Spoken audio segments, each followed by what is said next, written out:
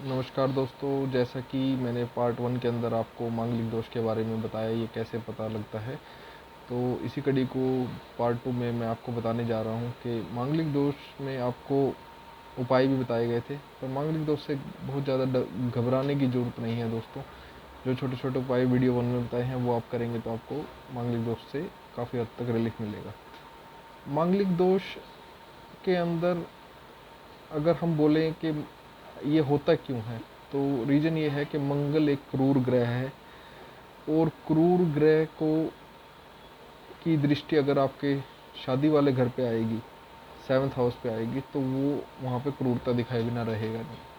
मांगलिक मंगल, जैसे कि आपको पता लग रहा है, मांगलिक दोष मंगल से कनेक्टेड है। मंगल जी क्या है? मंगल देव जी एक सेनापति हैं।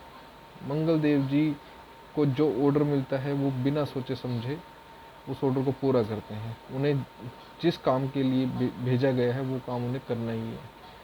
तो अति क्रूर ग्रह की श्रेणी में मंगल देव जी आते हैं, और शादीशुदा जिंदगी के अंदर फ्लेक्सिबिलिटी चाहिए दोस्तों, और जो मंगल देव जी के पास बिल्कुल नहीं है। दूसरा, मांगलिक दोष का, अब मंगल खाना नंबर 1 में बैठा है, पता लग गया अपने को, उनकी 7वीं दृष्टि आपके 7वें घर पे है।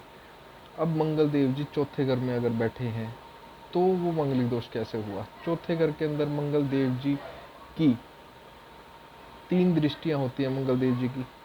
पहली दृष्टि उनकी मंगल देव जी की चौथे नंबर की दृष्टि है, तो चौथे घर से चौथा घर 7वां घर ही बनेगा। आप देख लीजिए, अगर मंगल देव जी चौथे घर में बैठे हुए हैं, उस घर को पहला घर मान लीजिए, दूसरा घर हो गया 5वां, तीसरा घर हो गया 6ठा, चौथा घर हो गया 7वां, तो मंगल देव जी की 7वीं दृष्टि वहाँ पर भी आ गई। उसके बाद अगर मंगल देव जी फिर 7वें घर में खुद ही बैठे हैं, तो जहाँ बैठेंगे वो दंगल तो करेंगे ही। तो मंगल देव जी, अब आप देखिए मंगल देव जी 8वें घर में कैसे हो गए, मांगलिक दोष का प्रभाव कैसे देखते हैं। 8वां घर है आपका ससुराल पक्ष। अगर आपके 8वें घर में बैठे हैं तो वो भी आपको ससुराल से रिलेटेड प्रॉब्लम देंगे। अब 12वें घर के अंदर कैसे देखेंगे मंगल जी की जो दृष्टि है। अब देखिए 12वें घर में वो बैठे हैं, तो मंगल देव जी की 8वीं दृष्टि उनकी आपके 7वें घर पे आएगी। ठीक है, 12 नंबर घर से आप देख लीजिए। ठीक है, 12 नंबर घर 1 हो गया, 1 नंबर घर 2 हो गया, 2 नंबर घर 3 हो गया, 3 नंबर ऐसे ही आप कैलकुलेट करेंगे तो 7वें घर तक पहुँचते पहुँचते आपको पता लगेगा मंगल देव जी की 8वीं दृष्टि आपके 7वें घर पे पड़ी है। वो 7वें घर पे आपकी मैरिड लाइफ है। तो मंगल दोष से दोस्तों होता क्या है कि मंगल दोष में व्यक्ति ओवर एनर्जेटिक हो जाता है, ब्लड गर्म हो जाता है। गर्म ब्लड से मतलब ये नहीं है कि खून उबल रहा है, बट कम व्यक्ति कहीं ना कहीं उग्र हो जाता है, उग्र स्वभाव का व्यक्ति हो जाता है। ऐसे व्यक्तियों को हम बोलते हैं कि आप अपनी एनर्जीज़ को खेल के मैदान में निकालिए, वॉक कीजिए, जिम जाइए, मेहनत कीजिए, पसीना वहाँ निकालिए, क्योंकि इनके अंदर कार्य करने की क्षमता नॉर्मल इंसान से कहीं ज़्यादा होती है। ऐसे व्यक्तियों को सलाह दी जाती है कि अगर मांगलिक है तो इसका बहुत नेगेटिव नहीं है, पॉजिटिव भी बताने जा रहा हूँ मैं कि मांगलिक व्यक्ति कोई भी ड्रेस वाली जॉब कर सकते हैं। ड्रेस वाली जॉब से मतलब ये है कि आप आर्मी में जा सकते हैं, मिलिट्री में जा सकते हैं, फौज में जा सकते हैं, आपका कोई भी एयर फोर्स है, कोई भी ड्रेस वाली जॉब, पुलिस के अंदर जा सकते हैं। एक और अच्छे एक कमांडिंग ऑफिसर के रूप में वो कहीं पे भी आप फील्ड के अंदर उनको देख सकते हो। एक बहुत अच्छे स्पोर्ट्समैन के लिए भी मंगलिक होना बहुत ज़रूरी है। बहुत अच्छे बिल्डर के लिए भी मंगलिक होना बहुत ज़रूरी है। जिनका मंगल स्ट्रॉन्ग है तो वो एक अच्छे बिल्डर भी बनते हैं।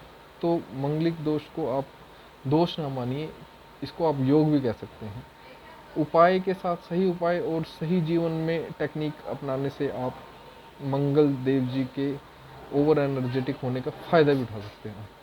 ठीक है दोस्तों, तो आप ये देख लीजिए कि जितने भी मांगलिक व्यक्ति हैं वो आपको कहीं ना कहीं ओवर एनर्जेटिक होते हैं। इसीलिए उनको बोला गया है कि वो एक ओवर एनर्जेटिक व्यक्ति को झेलने के लिए, उसका सामना करने के लिए, उसका लाइफ पार्टनर जो है जिससे वो शादी होने जा रही है उसके साथ शादी होने जा रही है वो भी ओवर एनर्जेटिक हो तो वो उसका सामना कर पाएगा। मांगलिक दोष वाले व्यक्तियों के अंदर ये रहता है कि वो अपना एकाधिकार समझता है अपने पार्टनर के ऊपर, और वो कहीं ना कहीं एक शंका शंका वाला व्यक्ति हो जाता है। उसके अंदर शंका रहती है कि मेरा पार्टनर सिर्फ मेरा ही हो। तो इसीलिए दोनों व्यक्तियों को, मतलब वाइफ को भी और हस्बैंड को भी, दोनों ही अगर ऐसे नेचर के होंगे तो वो एक दूसरे को समझ पाएंगे। तीसरा ये है कि दोस्तों के मांगलिक व्यक्ति जो है कहीं ना कहीं अपनी लैंग्वेज से प्रभावित भी कर लेता लोगों को।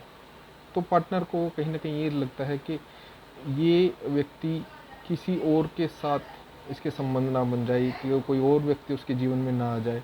तो एक ओवर प्रोटेक्शन के कारण भी ये मांगलिक दोष के कारण शादियां टूट जाती हैं। हाँ, अगर अति प्रभावित मांगलिक दोष है तो ऐसी स्थिति के अंदर जिस व्यक्ति की कुंडली के अंदर मांगलिक दोष है और दूसरे पार्टनर के अंदर मांगलिक दोष नहीं है, जिस जिस पार्टनर की कुंडली में मांगलिक दोष नहीं है तो उसकी मृत्यु तक देखी गई है। तो दोस्तों ये पार्ट सेकंड था, और मांगलिक दोष के ऊपर जितनी भी रिसर्च होंगी मैं आप लोगों के साथ नई वीडियो शेयर करूँगा। तब तक के लिए धन्यवाद दोस्तों, हमारे साथ बने रहिए, हमारे YouTube चैनल को सब्सक्राइब कीजिए और लाइक कीजिए। Thank you.